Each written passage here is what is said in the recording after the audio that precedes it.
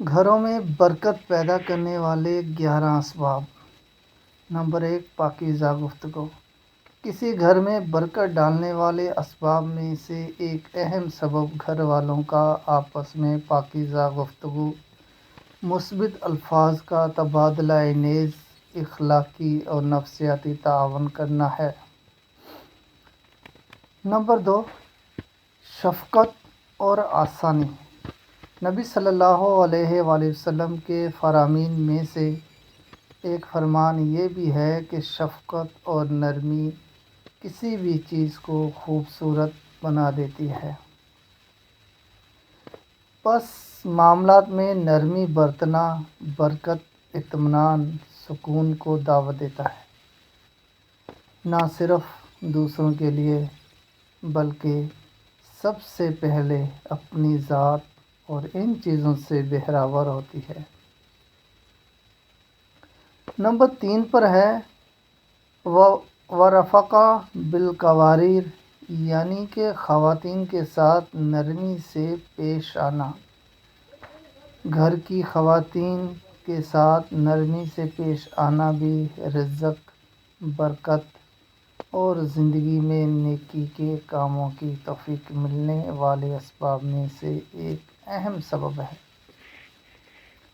اس لیے عورت ہی ہر گھر کے نظام کو چلانے کا ایک بنیادی ستون ہے۔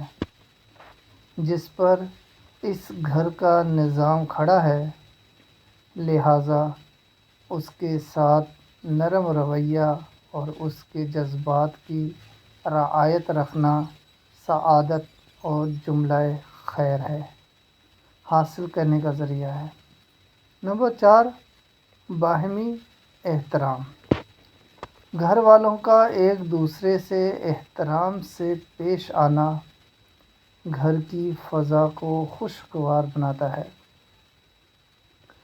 جبکہ گالی گلوچ اور برے الفاظ باہمی الفت و محبت کو تہ تیغ کر دیتے ہیں۔ نمبر 5 پہ آتا ہے اللہ کا ذکر۔ اللہ کا ذکر اور نماز گھر کو اور گھر میں رہنے والوں کو بابرکت بنا دیتی ہے۔ شراکت اور میل جول۔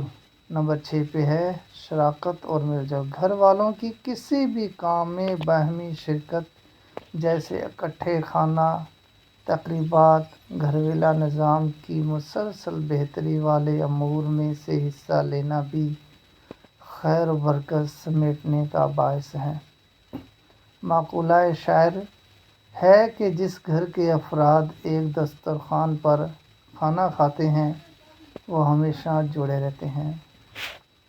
نمبر 7 پر ہے اپنی حمد و ثنا۔ اپنی زبان کو اللہ کی حمد و ثنا اور شکر کا عادی بنانا کہ اس کی نعمتیں بے حساب ہیں۔ نمبر 8 ہے تلاوت قرآن کریم۔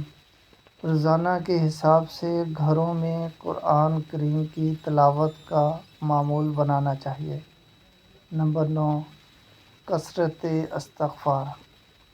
استغفار کی کثرت اور اس پر دوام نیز صغیرہ اور کبیرہ گناہوں سے اجتناب بھی رزق کو کھینچ لاتا ہے۔